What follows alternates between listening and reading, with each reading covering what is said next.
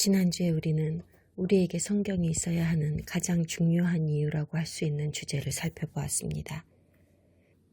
그 주제는 또한 히브리인이라 하는 사람들이 어째서 창조되어야만 했는가에 대한 이야기이기도 합니다. 창세기에서부터 당장 죄라는 개념과 구속의 필요성에 대하여 소개하고 있다는 것도 알았습니다. 오늘은 좀 빠르게 진행하겠습니다. 창세기 4장을 펴주세요. CJB 성경이 있으시면 4페이지입니다. 4장 9절부터 읽겠습니다. 여호와께서 가인에게 이르시되 네 아우 아벨이 어디 있느냐? 그가 이르되 내가 알지 못하나이다. 내가 내 아우를 지키는 자니이까. 이르시되 네가 무엇을 하였느냐? 네 아우의 핏소리가 땅에서부터 내게 호소하느니라. 땅이 그 입을 벌려 내 손에서부터 내 아우의 피를 받았은즉 내가 땅에서 저주를 받으리니 네가 밭을 갈아도 땅이 다시는 그 효력을 내게 주지 아니할 것이요 너는 땅에서 피하며 유리하는 자가 되리라. 가인이 여호와께 아뢰되 내 죄짐을 지기가 너무 무거우니이다. 주께서 오늘 이 지면에서 나를 쫓아내시온즉 내가 주의 낯을 배웁지 못하리니 내가 땅에서 피하며 유리하는 자가 될지라. 무릇 나를 만나는 자마다 나를 죽이겠나이다. 여호와께서 그에게 이르시되 그렇지 아니하다. 가인을 죽이는 자는 벌을 7배나 받으리라 하시고 가인에게 표를 주사 그를 만나는 모든 사람에게서 죽임을 면하게 하시니라. 가인이 여호와 앞을 떠나서 에덴 동쪽 놋 땅에 거주하더니 아내와 동침함에 그가 임신하여 에녹을 낳은지라. 가인이 성을 쌓고 그의 아들의 이름으로 성을 이름하여 에녹이라 하니라. 에녹이 이랏을 낳고 이랏은 무후야엘을 낳고 무후야엘은 무드사엘을 낳고 무드사엘은 라멕을 낳았더라. 라멕이 두 아내를 맞이하였으니 하나의 이름은 아다요 하나의 이름은 실라였더라. 아다는 야발을 낳았으니 그는 장막에 거주하며 가축을 치는 자의 조상이 되었고 그의 아우의 이름은 유발이니 그는 수금과 퉁소를 잡는 모든 자의 조상이 되었으며 실라는 두발가인을 낳았으니 그는 구리와 쇠로 여러 가지 기구를 만드는 자요 두발가인의 누이는 나아마였더라. 라멕이 아내들에게 이르되 아다여 실라여 내 목소리를 들으라. 라멕의 아내들이여 내 말을 들으라. 나의 상처로 말미암아 내가 사람을 죽였고 나의 상함으로 말미암아 소년을 죽였도다. 가인을 위하여는 벌이 7배일진데 라멕을 위하여는 벌이 77배이리로다. 아담이 다시 자기 아내와 동침함에 그가 아들을 낳아 그의 이름을 셋이라 하였으니 이는 하나님이 내게 가인이 죽인 아벨 대신에 다른 씨를 주셨다 함이며 셋도 아들을 낳고 그의 이름을 에노스라 하였으며 그때의 사람들이 비로소 여호와의 이름을 불렀더라. 여기서 우리는 매우 중요한 사실을 하나 발견합니다. 이 지구상에 처음으로 살았던 아이들이 하나님께 불순종하는 죄를 지은 대가는 그야말로 엄청난 결과를 초래하였다는 사실입니다. 그 대가는 바로 죽음이었습니다. 인간의 죄를 가리기 위해서 하나님은 순결한 동물의 피를 허락하시는 은혜를 베푸셨습니다. 제가 가린다 하고 말을 한 이유는 죄가 없어진 게 아니라 아직도 그 자리에 있기 때문입니다. 옷으로 아담과 하와의 벗은 몸을 가리는 것과 같은 원리입니다. 의복의 역할은 우리의 벗은 몸을 가려주는 것입니다. 옷 안에 알몸이 그대로 있듯이 우리의 죄는 아직 그 자리에 그대로 있습니다. 수백 년 동안 하나님께서는 그분을 믿는 사람들을 받아주시고 그들의 죄를 계속해서 가려주셨습니다. 그리고 이 죄를 가려주기 위해 사용된 것은 동물의 피였습니다. 동물의 피는 죄사함이라는 영적 목적을 위하여 쓰입니다. 동물의 가죽은 인간의 진짜 알몸을 가리기 위한 육적 목적으로 쓰이고요. 이 두 가지는 보이지 않는 영적 목적을 달성하는 동시에 육체적인 목적을 달성하는 데에도 동시에 작용하고 있습니다. 양자 공존의 평행 원리가 작동하는 것입니다. 하나님께서 이 시절에 창안하신 구원의 계획을 그리스도께서 변화시키셨습니다. 동물의 피와는 달리 메시아의 피는 죄를 가리는 것에 그치지 않고 한 걸음 더 나아가 죄를 아예 없이 하고 또 멀리 내다 버리게 만드셨습니다. 그러나 한 가지 분명하게 말씀드리고 싶은 것은 종교의식에 의하여 드려지는 피의 제사로도 죄는 분명히 사함받는다는 사실입니다. 임시적으로 용서받는 것이 아닙니다. 낮은 수준에 완전하지 못한 죄사함도 아닙니다. 먼 훗날 하나님께서 이스라엘을 이집트에서 이끌어내어 시내산으로 데려오신 후에 하나님께서 그들에게 율법과 가르침을 주셨습니다. 그때에 희생제사법도 함께 주시면서 확실하게 말씀하셨습니다. 제사장은 그 속죄 희생의 피를 손가락으로 찍어 번제단 뿔에 바르고 그 피는 번제단 밑에 쏟고 그 모든 기름은 화목제 희생의 기름같이 단 위에 불사를 지니 이같이 제사장이 그 범한 죄에 대하여 그를 위하여 속죄한 즉 그가 사함을 얻으리라. 그가 사함을 얻으리라 하는 말씀을 2번 더 하셨습니다. 레위기 4장에서만 그리고 다른 데에서도 아주 여러 번 말씀하셨습니다. 동물의 피로도 죄사함을 받습니다. 동물의 피는 죄를 사하는 능력이 있습니다. 지난번 강의에서 보았듯이 카인이 헤벨과 다투고 나서 그를 죽입니다. 이 사건이 인류 역사상 반드시 첫 번째 살인일 필요는 없습니다만 그럴 것이라고 추정됩니다. 이 당시에 지구상에는 아담, 하와, 가인, 아벨 외에도 많은 사람이 살고 있었습니다. 성경적으로는 이 사건이 처음으로 기록된 살인입니다. 이 땅의 첫 번째 가족은 아직도 에덴에 살고 있습니다. 에덴 동산이 아니라 에덴 땅입니다. 에덴은 하나님의 사람들을 위한 특별한 장소입니다. 하나님은 동생의 피를 흘리게 한 가인을 에덴 땅에서 없애버리기로 결정하셨습니다. 하나님은 가인을 동쪽 땅인 놋으로 보내셨습니다. 놋은 방황하다라는 뜻으로서 함축된 의미는 불안한 상태, 제대로 쉬지 못하는 상태 등입니다. 가인은 결혼을 했고 아이들을 낳았고 오랜 세월에 걸쳐 많은 후손들을 보면서 심지어 도시를 건축하기도 하였습니다.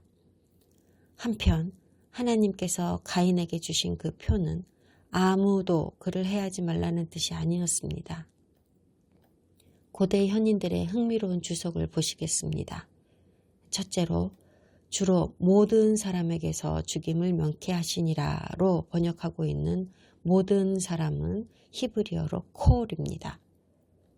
콜은 누구든지로도 해석되고 모든 사람으로도 해석되지만 또한 무엇이든지 아무거나 어떤 것이든지로도 해석되는 단어입니다. 그 말인즉슨 가인을 해할 수 있는 대상이 반드시 오직 사람만을 의미하지는 않는다는 뜻입니다. 어떤 주석가들은 맹수들을 염려하여 이 사인을 주셨다고 풀이합니다. 이런 해석을 하는 주석가들은 이 당시 아담과 하와, 가인과 아벨, 그리고 한두 명의 자매들 기록되어 있지는 않지만요. 를 빼고는 이 세상에 아직 다른 인간이 없었을 거라고 생각을 했기 때문인데요. 너무 편협한 생각을 한 것 같습니다. 다른 사람들도 있었다고 보는 게 맞을 것 같습니다. 그리고 앞으로 눈치채게 되시겠지만 하와 이외에도 다른 여성들이 있었다고 생각됩니다. 하지만 성경에 정확히 적혀 있지 않는 이유는 성경은 남성 중심으로 쓰여진 책이기 때문입니다. 모든 세대와 가족 구성원은 북의 중심이었고 아주 소수의 경우에만 여성의 이름이 언급되었습니다. 그러므로 의심할 필요도 없이 남자보다 여자가 훨씬 더 많았을 겁니다. 또 다른 흥미로운 주석이 있는데요. 이 주석에서는 가인에게 주셨다는 이 사인은 가인에게 주신 것이 아니라 가인 그 자체가 그 사인이 된 것이라고 설명합니다. 가인의 표라는 말은 누구든지 피를 흘리게 하는 유혈죄를 지으면 가인처럼 쫓겨나서 보호구역으로 강제로 들어가게 된다는 것을 상징하는 것이다 라고 이 주석에서는 설명하는데요.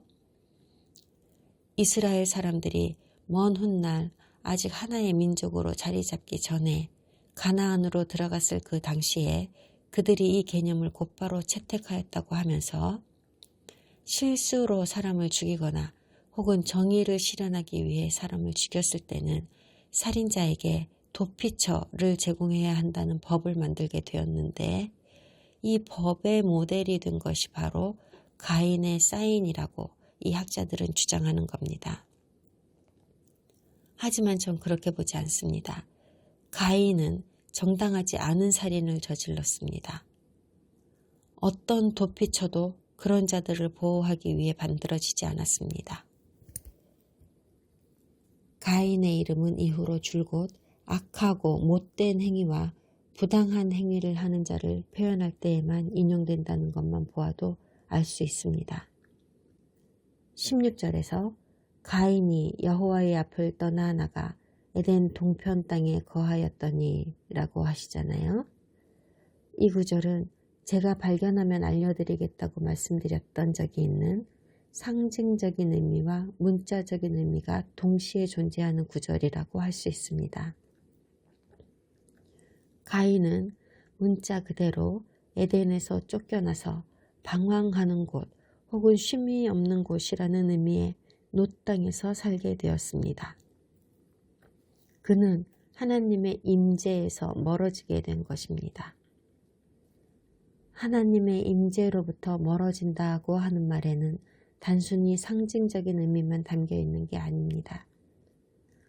우리가 하나님과 멀어지고 그분의 임재를 느끼지 못한다면 그것이 우리에게는 방황이고 쉬지 못하는 상황이 되는 것입니다. 우리가 하나님에게서 떨어져 나가면 우린 소망도 없고 의미도 없는 존재가 되어 방향을 잃고 맙니다. 인류가 진정한 휴식을 누릴 수 있는 것은 오로지 하나님의 임재 안에 있을 때뿐입니다. 가인은 하나님에게 등을 돌린 사악한 집안의 처음 조상입니다. 이렇게 가인 이후 5번째 세대인 라멕까지 소개가 되고 있는데요. 라멕은 가인이나 다른 많은 사악한 인간들처럼 하나님의 명령을 어깁니다. 그중 결혼에 대해 중대한 죄를 지은 자입니다. 한 남자와 한 여자가 하나의 육체가 되어야 합니다. 그러나 그는 욕심을 부렸어요. 2 아내를 가졌습니다. 그는 그의 2 아내에게 교만하고 반역적인 말을 합니다. 라멕이 아내들에게 이르되 아다여 실라여 내 목소리를 들으라. 라멕의 아내들이여 내 말을 들으라. 나의 상처로 말미암아 내가 사람을 죽였고 나의 상함으로 말미암아 소년을 죽였도다. 가인을 위하여는 벌이 7배일진데 라멕을 위하여는 벌이 77배의 1이로다. 라멕은 자신의 살인을 인정합니다. 가인의 집안은 온통 사악하고 불경하고 타락했습니다. 불과 첫사람이 창조되고 5대밖에 흐르지 않았습니다. 대홍수 이후에 2번째 아담이라 할 수 있는 노아의 시절에도 이것과 똑같은 패턴이 나타납니다. 놀랍게도 다시 인구가 늘어나기 시작하면서 즉시로 인간들이 사악해졌습니다. 게다가 거기서 끝나지 않고 이러한 사악한 역사는 계속하여 반복됩니다. 그리스도께서 다시 오실 때에 아주 가까운 시일 내에 오실 거라고 저는 믿습니다만 온 세상을 정결하게 하시고 완벽한 그분의 천년왕국을 세우실 겁니다. 그 마지막 때에 사람들은 다시 한번 메시아를 대적하여 사악한 일들을 행할 겁니다. 그리고 그들은 사탄과 함께 완전히 파괴될 겁니다. 악한 영적 세상과 더불어 악 그 자체도 파괴될 겁니다. 그때에는 계속해서 반복되던 그 악의 패턴도 영원히 끝나게 될 겁니다. 자비로운 하나님께서는 하와에게 다른 아이를 주십니다. 하와의 입장에서는 이 아이는 아벨을 대신한 것입니다. 이 아이의 이름은 셋, 히브리 발음으로도 셋입니다. 셋은 보상받다, 소원이 이루어지다, 기도에 응답받다는 뜻입니다. 앞으로 쭉 공부하시면서 셋이라는 이름은 항상 선한 사람들을 일컬을 때 인용되는 반면에 쫓겨난 형제인 카인의 이름은 늘 악인들을 일컬을 때 인용된다는 사실을 아시게 될 겁니다. 카인과 그의 후손들은 점점 하나님에게서 멀어져만 가며 계속하여 방황하였습니다. 그러다가 26절에 이르러서 셋의 자손을 통하여 비로소 아도나이의 이름을 부르게 되었다는 말씀이 나옵니다. 아도나이는 히브리어로 주님입니다. 셋은 하나님께 구하도록 사람들을 가르쳤고 사람들은 아도나이께 기도를 하고 예배를 드렸습니다. 이제 이런 역학관계가 성립되었습니다. 셋의 집안은 선하고 카인의 집안은 악하다. 보편적으로 이러한 역학이 성립되었지만 그렇다고 카인의 후손 모두가 100% 반드시 악한 자들이었으리라고 단정지을 수는 없을 겁니다. 카인의 후손 중에서 선한 사람이 단 한 명도 없었을 거라고는 말할 수 없겠지요. 카인의 후손 중에는 선한 사람도 있었을 것이고 악한 사람도 있었을 겁니다. 그럼 창세기 5장으로 넘어가 볼까요? CCAB 성경이 있으신 분은 5페이지입니다. 이것은 아담의 계보를 적은 책이니라. 하나님이 사람을 창조하실 때에 하나님의 모양대로 지으시되 남자와 여자를 창조하셨고 그들이 창조되던 날에 하나님이 그들에게 복을 주시고 그들의 이름을 사람이라 일컬으셨더라. 아담은 130세에 자기의 모양 곧 자기의 형상과 같은 아들을 낳아 이름을 셋이라 하였고 아담은 셋을 낳은 후 800년을 지내며 자녀들을 낳았으며 그는 930세를 살고 죽었더라. 셋은 105세에 에노스를 낳았고 에노스를 낳은 후 807년을 지내며 자녀들을 낳았으며 그는 912세를 살고 죽었더라. 에노스는 90세에 게난을 낳았고 게난을 낳은 후 815년을 지내며 자녀들을 낳았으며 그는 905세를 살고 죽었더라. 게난은 70세에 마할랄레를 낳았고 마할랄레를 낳은 후 840년을 지내며 자녀들을 낳았으며 그는 910세를 살고 죽었더라. 마할랄렐은 65세에 야렛을 낳았고 야렛을 낳은 후 830년을 지내며 자녀를 낳았으며 그는 895세를 살고 죽었더라. 야렛은 162세에 에녹을 낳았고 에녹을 낳은 후 800년을 지내며 자녀들을 낳았으며 그는 962세를 살고 죽었더라. 에녹은 65세에 무드셀라를 낳았고 무드셀라를 낳은 후 300년을 하나님과 동행하며 자녀들을 낳았으며 그는 365세를 살았더라. 에녹이 하나님과 동행하더니 하나님이 그를 데려가심으로 세상에 있지 아니하였더라. 무드셀라는 187세에 라멕을 낳았고 라멕을 낳은 후 782년을 지내며 자녀를 낳았으며 그는 969세를 살고 죽었더라. 라멕은 182세의 아들을 낳고 이름을 노아라 하여 이르되 여호와께서 땅을 저주하심으로 수고롭게 일하는 우리를 이 아들이 아니하리라 하였더라. 라멕은 노아를 낳은 후 595년을 지내며 자녀들을 낳았으며 그는 777세를 살고 죽었더라.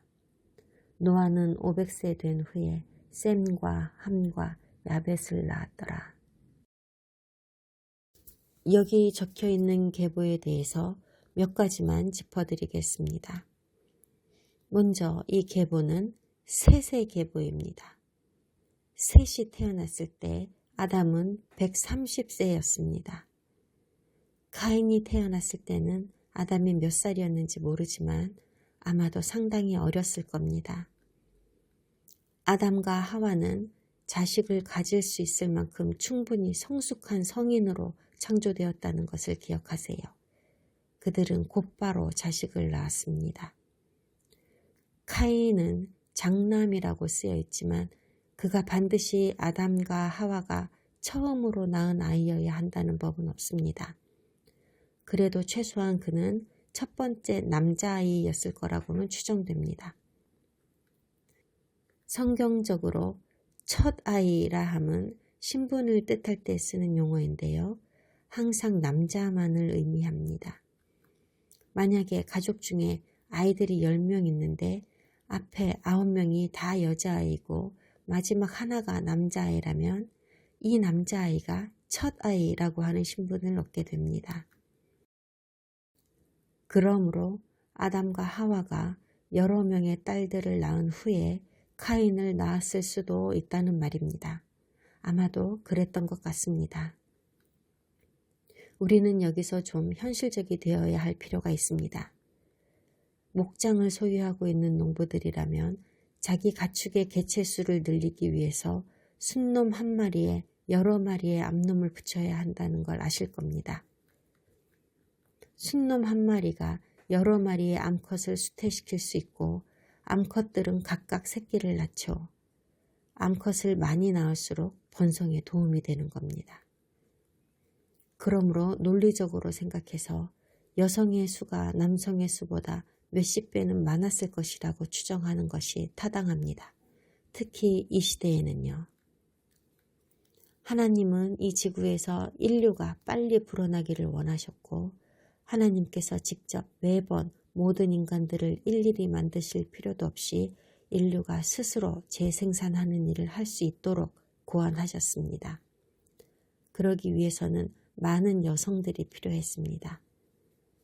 그러므로 하와는 아기 공장의 역할을 할 필요가 있었고 하와의 딸들도 역시나 아기 공장이고 그 딸들도 이어서 계속 그랬을 겁니다.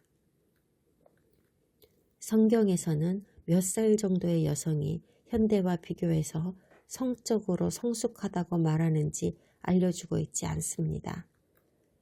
하지만 수백 살이 되도록 아이를 낳았다는 사실은 분명하게 언급되어 있습니다. 성경에서는 여자가 15살이 되면 보통 결혼을 하고 아이를 낳았다는 기록을 흔하게 볼 수 있습니다. 그러므로 한 가족의 새로운 세대는 매 15년마다 시작되었다고 볼 수 있습니다. 아담이 130살에 셋을 낳았다면 이 시기에는 아마도 이미 7, 8세대의 사람들이 존재하고 있었다는 말이 됩니다. 그런데 아브라함 시대에 와서 인간의 수명과 생산 능력이 급격히 떨어지면서 아마도 지금과 비슷해졌을 것이라고 봅니다. 노아가 셋의 라인이잖아요. 그리고 노아의 아버지 이름은 라멕인데요. 이 라멕은 카인의 15번째 후손인 그 라멕과는 다른 사람입니다. 현대에도 똑같은 이름이 수천 수만이 있는 거랑 같은 이치입니다. 성경을 읽을 때에 똑같은 이름이 나오면 헷갈리지 않도록 매우 주의하셔야 합니다. 자, 마지막으로 볼 것은요. 이 당시에는 사람들이 진짜로 오래 살았었다는 사실입니다. 어떻게 그럴 수가 있었는지를 설명하는 상당히 타당해 보이는 과학적 근거들이 아주 많이 있습니다. 그러나 절대로 불가능한 일이라며 단지 우화에 지나지 않는 이야기라는 설도 만만치 않습니다. 그딴 말에는 신경 쓰지 마세요. 이 사람들은 실제로 존재했던 사람들이고 정말로 수백 년을 살았습니다. 상징적으로 해석하지도 마세요. 문자 그대로입니다. 사람들의 수명이 정확한 숫자로 표기되어 있는 것에는 중요한 의미가 있습니다.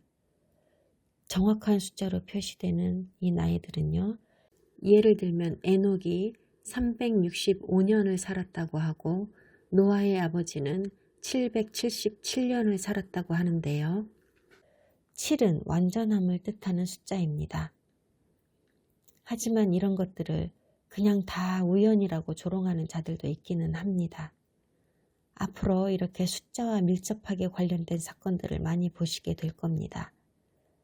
7이나 12나 불명예스러운 숫자 666까지도요. 5장은 노아의 세 아들 이야기로 끝이 납니다. 대홍수 이후로 새로운 인구를 퍼뜨린 사람들이죠. 노아가 이 세 아들의 아버지가 된 것이 500살이었다고는 말씀하고 있지만 정확하게 딱 500살이었다고 생각하시면 안 됩니다. 이 세 아들이 세 쌍둥이도 아니고 이 아들들의 엄마가 3명이 아니라면 말이죠. 최소한 3년씩의 터울은 있지 않았겠습니까? 게다가 노아가 딱 500살이 되는 생일날에 장남을 출산하지도 않았을 것이고요. 노아 역시 여러 명의 자녀를 생산하며 당시의 인구 증가에 혁혁한 공을 세웠을 것은 분명합니다. 하나님께서 악하다고 말씀하신 수많은 사람들 중에서 노아의 이 세 아이들만큼은 꽤 의로운 사람들이었나 봅니다. 그도 그럴 것이 노아는 의인 셋의 후손이니까요. 그리고 하나님은 언제나 그러시듯이 이 세 아들을 나누시고 분리하시고 선택하신 겁니다. 노아가 낳은 다른 많은 자녀들 중에서도요. 홍수 이후에 살아갈 모든 인류를 생산하기 위한 유전자 공급원으로 그분은 이들을 선택하신 겁니다. 자, 이제 창세기 6장으로 넘어갑시다. CJB 성경이 있으시면 5페이지입니다. 사람이 땅 위에 번성하기 시작할 때에 그들에게서 딸들이 나니 하나님의 아들들이 사람의 딸들의 아름다움을 보고 자기들이 좋아하는 모든 여자를 아내로 삼는지라. 여호와께서 이르시되 나의 영이 영원히 사람과 함께하지 아니하리니 이는 그들이 육신이 됨이라. 그러나 그들의 날은 120년이 되리라 하시니라. 당시의 땅에는 네피림이 있었고 그 후에도 하나님의 아들들이 사람의 딸들에게로 들어와 자식을 낳았으니 그들은 용사라 고대의 명성이 있는 사람들이었더라. 여호와께서 사람의 죄악이 세상에 가득함과 그의 마음으로 생각하는 모든 계획이 항상 악할 뿐임을 보시고 땅 위에 사람 지으셨음을 한탄하사 마음에 근심하시고 이르시되 내가 창조한 사람을 내가 지면에서 쓸어버리되 사람으로부터 가축과 기는 것과 공중의 새까지 그리하리니 이는 내가 그것들을 지었음을 한탄함이니라 하시니라. 그러나 노아는 여호와께 은혜를 입었더라. 이것이 노아의 족본이라. 노아는 의인이요 당대의 완전한 자라. 그는 하나님과 동행하였으며 세 아들을 낳았으니 셈과 함과 야벳이라. 그때에 온 땅이 하나님 앞에 부패하여 포악함이 땅에 가득한지라. 하나님이 보신즉 땅이 부패하였으니 이는 땅에서 모든 혈육 있는 자의 행위가 부패함이었더라. 하나님이 노아에게 이르시되 모든 혈육 있는 자의 포악함이 땅에 가득함으로 그 끝날이 내 앞에 이르렀으니 내가 그들을 땅과 함께 멸하리라. 너는 고페르 나무로 너를 위하여 방주를 만들되 그 안에 칸들을 막고 역청을 그 안팎에 칠하라. 내가 만들 방주는 이러하니 그 길이는 300규빗, 너비는 50규빗, 높이는 30규빗이라. 거기에 창을 내되 위에서부터 한 규빗에 내고 그 문은 옆으로 내고 상중하 3층으로 할지니라. 내가 홍수를 땅에 일으켜 무릇 생명의 기운이 있는 모든 육체를 천하에서 멸절하리니 땅에 있는 것들이 다 죽으리라. 그러나 너와는 내가 내 언약을 세우리니 너는 내 아들들과 내 아내와 내 며느리들과 함께 그 방주로 들어가고 혈육 있는 모든 생물을 너는 각기 암수 한 쌍씩 방주로 이끌어들여 너와 함께 생명을 보존하게 하되 새가 그 종류대로 가축이 그 종류대로 땅에 기는 모든 것이 그 종류대로 각기 둘씩 내게로 나아오리니 그 생명을 보존하게 하라. 너는 먹을 모든 양식을 내게로 가져다가 저축하라. 이것이 너와 그들의 먹을 것이 되리라. 노아가 그와 같이 하여 하나님이 자기에게 명하신 대로 다 준행하였더라. 6장의 첫 몇 구절은 구약성경을 통틀어서 가장 미스터리하고 난해한 이야기입니다. 하나님의 아들들이 사람의 딸들을 보고 매혹되었다. 그들을 아내로 맞았고 서로 다른 생물체들 사이에서 아이들이 태어났는데 하나님의 아들이라 하는 그들의 아버지는 인간과는 다른 존재들이다. 하나님의 아들들은 히브리어로 베네이 엘로힘이라 하고 이 베네이 엘로힘은 성경의 뒷부분에서 또 언급됩니다. 일단은 지금은 간략하게만 말씀드리겠습니다. 하나님의 아들들은 높은 수준에 있는 어떤 영적 존재들입니다. 그들은 천사는 아닌 것으로 보입니다. 베네이 엘로힘은 지구상의 모든 나라를 다스리는 권력을 가진 자들이었던 것 같습니다. 다니엘서에서는 페르시아의 왕도 베네이 엘로힘이라고 불리는 것을 볼 수 있습니다. 그리고 이 존재와 섞여서 생산된 자녀를 네피림이라고 했다고 말씀하시는데요. 킹제임스 성경이나 다른 몇 종류의 번역본에서는 이 네피림을 거인으로 번역하였습니다. 기원전 250년경에 헬라어로 번역된 70인역에서 제일 먼저 거인이라는 개념을 취했습니다. 왜냐하면 히브리어 니피림을 헬라어로 번역하면서 그리스어인 기간테를 사용했기 때문인데요. 하지만 이 히브리어 니피림의 어원은 네팔로서 그 의미는 떨어진, 타락한입니다. 히브리어 네팔에는 거인같이 엄청 크다라는 뜻이 전혀 함축되어 있지 않습니다. 반대로 멈추다, 죽다, 지구로 던져지다, 무덤에 던져지다 이러한 뜻이 함축되어 있습니다. 심지어 낙태하다라는 의미도 있습니다.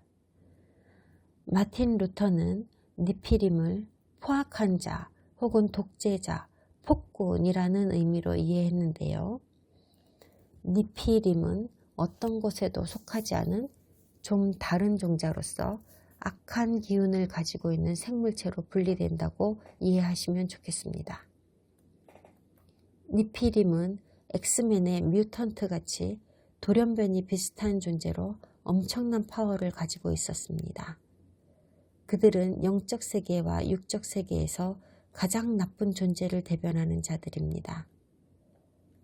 그럼 본론으로 돌아가서 이 하나님의 아들들은 누구인지를 알아볼게요.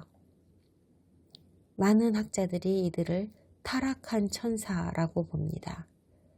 그런 결론이 나온 이유는 니피림이 떨어지다, 던져지다 라는 뜻이 있는 단어이기 때문입니다. 영적인 존재여야 할 하나님의 아들들이 타락한 천사가 되면서 생식기를 가진 남자의 모습을 했을 것이다. 그리고 여자와 관계했고 그 사이에서 거인이라고 하는 니피림이 태어났다. 그러나 히브리인들은 전혀 이런 뜻이라고 생각하지 않았습니다. 오히려 반대로 하나님의 아들들은 믿음을 가진 선한 조상인 셋의 후손이라고 생각했습니다. 그리고 사람의 딸들이라 표현된 이들은 하나님에게서 떨어져 나간 카인의 후손을 뜻한다고 생각했지요. 고대 히브리 현인들은 선한 셋의 가문은 사악한 카인의 가문으로부터 분리되고 구별되어 살았었다고 해석합니다. 하지만 결국엔 셋의 후손들이 저쪽 지역에 거주하던 아름다운 카인의 딸들에게 눈을 돌리고 말았답니다. 그리하여 모든 인류가 사악함에 오염되고 말았답니다. 카인의 후손과 셋의 후손이 분리되어 있던 현상에 대하여 히브리 현인들은 이것을 하나의 유형, 타입이라고 해석합니다. 이렇게 어떤 유형으로서 하나님의 원리가 작동한다고 하는 말씀이 성경 전체에 걸쳐 계속해서 등장합니다. 먼 훗날 하나님께서 이스라엘을 이집트에서 데리고 나오신 후에 그들에게 너희는 구별되어야 한다고 말씀하시며 토라를 주셨습니다. 이스라엘을 온 인류로부터 분리하여 내심으로써 오직 그분에게만 충실한 제사장 나라로 구별하셨습니다. 그리고 이스라엘이 아닌 세상의 모든 사람들에겐 고임이라는 타이틀이 주어졌습니다. 이방인입니다. 이스라엘은 하나님께 거룩한 존재이고 다른 모든 사람들은 그렇지 않습니다. 카인과 셋의 두 집안이 이스라엘이 존재하기 훨씬 이전에 이와 똑같은 유형을 가졌던 것입니다. 어쨌든 이 두 집안의 사람들 혹은 영적인 존재와 인간의 서로 다른 두 생물이 섞인 결과로 태어난 자식들인 이 니피림이라 불리는 자들은 인간들을 괴롭혔고 자기들 뜻대로 이 세상을 다스렸습니다. 그들은 인간보다 훨씬 컸고 강했고 똑똑했고 그들은 무서운 전사이자 세상의 리더로서 슈퍼맨같이 신봉받고 고대 이교도들에게 신으로서 숭배받는 존재들이었습니다. 영화에 나오는 것처럼 그들은 진짜로 거인이었을까요? 모호한 상상을 할 수밖에 없습니다. 자, 그럼 니피림의 실체는 도대체 무엇일까요? 확실히는 모르지만 학자들의 계속된 연구로 나온 결론은 이들은 사탄을 힘입어 모든 일에 큰 힘을 갖게 된 자들입니다. 적그리스도가 가진 특별한 능력에 대하여 성경에 나열하신 묘사들을 보면 적그리스도는 매우 명철하고 모든 사람보다 지혜롭고 능력 있는 존재입니다. 그리고 그에게 힘을 주는 원천은 사탄이라는 것을 알 수 있습니다. 그리고 세계의 모든 폭군들도 그에게서 힘을 얻었음을 저는 믿어 의심치 않습니다. 히틀러는 모든 기독교 국가들에게요, 정말 믿고 싶지 않지만 분명히 모든 기독교 국가들에게요, 그리스도를 죽였다는 이유를 들어 세상 모든 유대인들을 죽이는 것이 기독교인의 의무라고 설득했습니다. 히틀러는 자신의 전쟁 전략과 훌륭한 언변으로 온 세계를 하나로 단합한 존재인데 우리 기독교가 그것에 동조하고 말았던 겁니다. 그래서 저는 히틀러를 현대사회의 니피림이라고 분류짓겠습니다. 니피림이 하나님의 아들에게서 왔든 타락한 인간에 의해서 만들어졌든 간에 그들 힘의 원천은 사악함이었고 대홍수조차도 그 악을 끝낼 수가 없었습니다. 니피림은 문자 그대로 실존했던 존재들이며 이것은 또한 하나의 유형으로 인류 역사에 자리 잡았습니다. 대홍수 이전에는 그들이 인간의 한 종족으로 존재했었고 대홍수 이후에는 모든 인간이 다 쓸려갔지만 니피림은 또 다른 모습으로 사람들 안에 존재하게 되었습니다. 창세기의 대홍수 이후에 민수기와 신명기에서 니피림과 니피림 같은 사람들에 대한 언급이 다시 있게 됨을 보시게 됩니다. 대홍수 이전에 니피림의 유형이라 불렸던 사람들은 홍수 이후에는 라바임, 에밈, 아나킴, 호리 등으로 불리우게 됩니다. 이 부분이 나오면 제가 다시 알려드리겠지만요. 일단 다윗이 죽인 골리앗이라고 있었잖아요. 그가 아나킴 족속이었습니다. 골리앗은 갓 나라 사람이고 아나킴족이 통치하던 마을에 살고 있었어요. 여호수아 11장에 가서 만나시겠습니다. 흥미로운 건 아나킴과 현재의 팔레스타인이 사는 지역이 같은 지역입니다. 인간들에게 실제로 일어난 일들임에도 불구하고 이런 이야기들은 왜곡되면서 전설로만 남게 되었습니다. 하지만 성경에 적힌 말씀은 전설 따위라고 취급받아서는 안 됩니다. 성경 말씀은 하나님의 성스러운 영역에 속하는 것이며 실제로 우리 삶 속에 살아있기 때문입니다. 그러나 성경은 사기이며 꾸며낸 이야기에 지나지 않는다고 말하는 사람들이 우리 주위에 있습니다. 성경에 등장하는 이 니피림 종족이 죽은 수백 년 후에도 이 종족의 특성은 어떤 사람들 혹은 어떤 그룹의 사람들에게서 나타났습니다. 보통 사람들보다 훨씬 크고 악한 자들을 묘사하는 데에 늘 이 단어가 인용되었습니다. 공포스럽고 위협적이고 무서운 용사들을 의미하는 용어가 되었습니다. 예를 들면 이런 식입니다. 예수님의 시대에는 이미 가나안 사람들이라는 존재는 오래전에 없어져서 있지 않았었는데도 사람들은 종종 가나안 사람이라는 단어를 사용했습니다. 실제 가나안 족속을 전혀 모르던 이스라엘 사람들한테도 이 가나안이라는 단어를 들으면 자동적으로 우상 숭배를 하고 아이들을 제물로 바치고 이스라엘이 가증하다고 여기는 짓들을 한 자들로 기억되었습니다. 그러므로 유대인들은 이 가나안 같은 놈아라는 식으로 욕을 하는데 가나안을 사용했고 상종 못할 아주 나쁜 놈이라는 의미로 사용하였던 것입니다. 그리고 속여 파는 상인들에게도 이 말을 자주 썼습니다. 유대교의 전통을 제대로 수행하지 않는 사람들에게 경건한 유대인들이 이 말을 사용하기도 했습니다. 제가 어렸을 때에는 싫어하는 사람에게 빨갱이란 말을 자주 썼습니다. 사실 빨갱이라는 말은 공산주의자라는 의미를 담은 그냥 세 글자로 된 정치적 성향의 단어일 뿐인데도요. 50년, 60년대로부터 70년대에 걸쳐 공산주의는 공공의 적으로 인식되었고 한국전쟁이나 베트남전쟁 이후 공산주의는 아무도 원하지 않는 부정적인 개념으로 쓰이게 되었습니다. 그리고 언젠가부터 대다수 랍비들과 현인들은 니피림을 자기들의 전통에 엮어 넣기 시작했습니다. 특정 천사나 세상의 악한 영이라는 설명을 하면서요. 그러니까 그들은 이 니피림이 홍수 이전에도 존재했을 뿐 아니라 홍수 이후에도 여전히 계속해서 존재하고 있다고 하는 겁니다.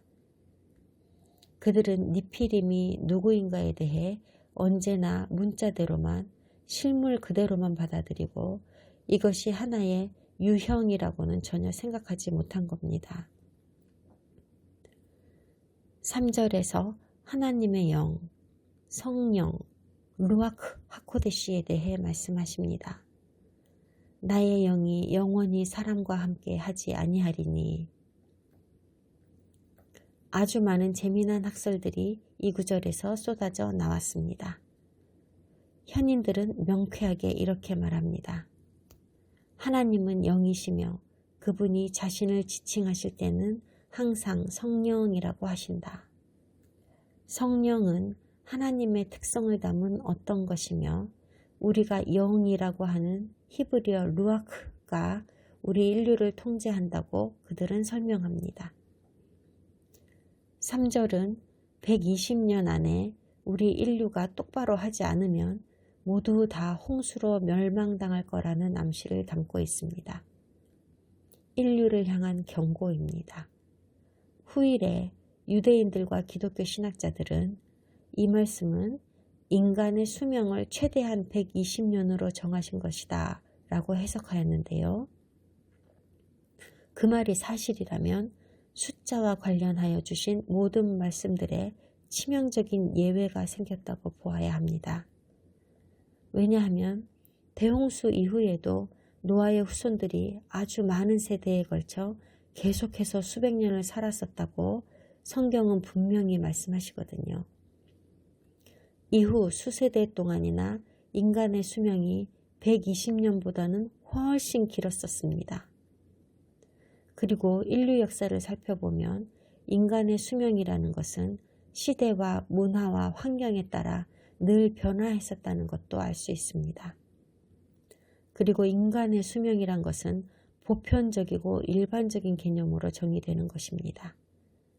선한 사람이나 악한 사람이나 하나님의 백성이나 아닌 사람이나를 따로 구별하여 말하지는 않습니다. 그래서 저는 여기에 적힌 120년이라는 숫자를 이중적인 의미로 해석해야 한다고 봅니다. 첫째, 사람의 육체가 얼마나 오래 살 수 있게 디자인되었는가를 뜻하는 숫자이기도 하고, 둘째, 홍수가 시작될 때까지의 기간을 말씀하신 것이기도 하다고요. 노아의 가족을 제외한 모든 인류를 쓸어버리는 그 홍수가 시작하기까지의 남은 기간입니다. 하나님은 우리가 매우 기뻐할 만한 다른 중요한 원리 하나를 주셨습니다. 하나님은 그분을 믿는 신실한 자들은 사악한 자들과 함께 멸하시지 않는다는 원리입니다. 참으로 기쁜 소식이 아닐 수 없습니다. 하나님은 그분의 분노를 믿는 자들에게는 쏟지 않으신다는 개념을 오해해서는 안 되는데요. 이 개념은 그분을 믿는 자들에게는 나쁜 일이 일어나도록 하지 않으신다는 의미가 아닙니다. 하나님은 이 땅에 사는 선한 자와 악한 자가 따로 구분 없이 모두 해를 입는 것을 허락하십니다. 그리고 하나님은 악한 자가 선한 자에게 악을 저지르는 것도 내버려 두십니다.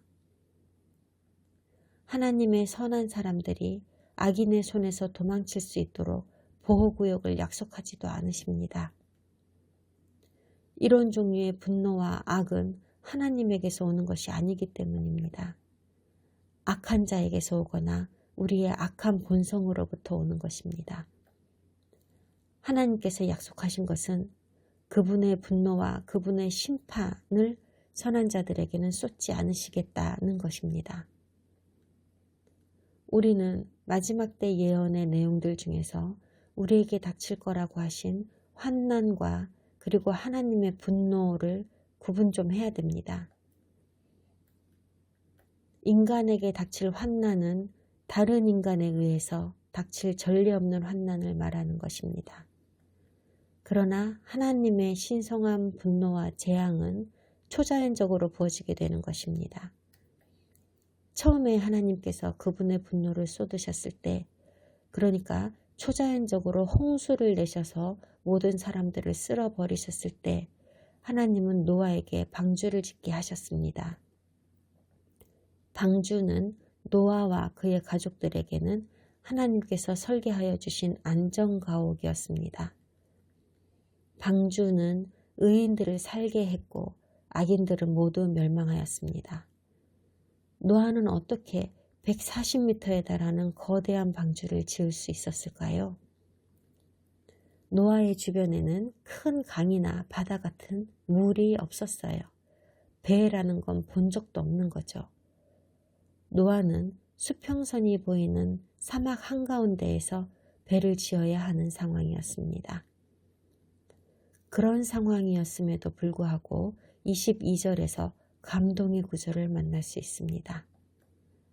노아가 그와 같이 하되 하나님이 자기에게 명하신 대로 다 준행하였더라. 그리하여 그는 살았습니다. 그와 온 가족이 살았습니다. 9절에 보니까 노아에 관한 설명이 나옵니다. 노아는 의인이요에서의 의인은 히브리어로 짜덱이라고 합니다. 의인을 의미하기도 합니다. 게다가 그는 탐임이었다고도 합니다. 번역하면 흠없는 혹은 완전한 마음이란 뜻입니다.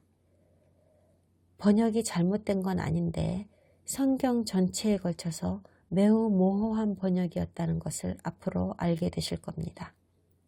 특히 레위기에 가서 성경이 이스라엘 사람들에게 거룩함을 가르치는 장면을 만나면 알게 되실 겁니다. 그리고 거룩함의 가장 중요한 본질은 가득함입니다. 온전함, 완벽함입니다. 아무것도 부족하지 않은 상태죠.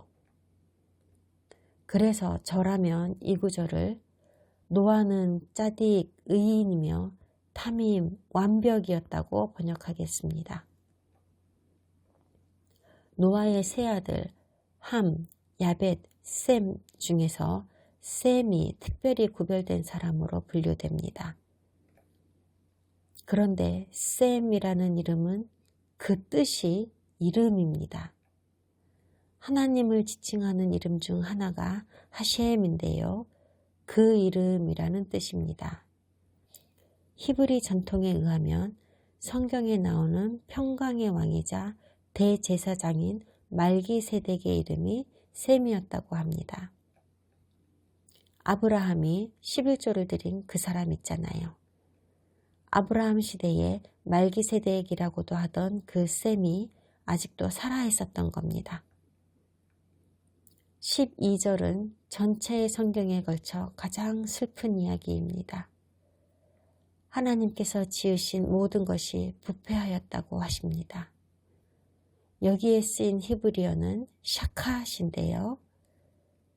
부패하였다고 번역한 건 잘한 겁니다. 부패하였다 함은 정직하지 못함을 지적하시는 것으로 사람들이 서로 속이고 거짓말하고 훔치고 하는 것을 보시고 하나님이 말씀하신 겁니다. 샤캇은 원래 오염되다라는 의미로도 쓰이는데요.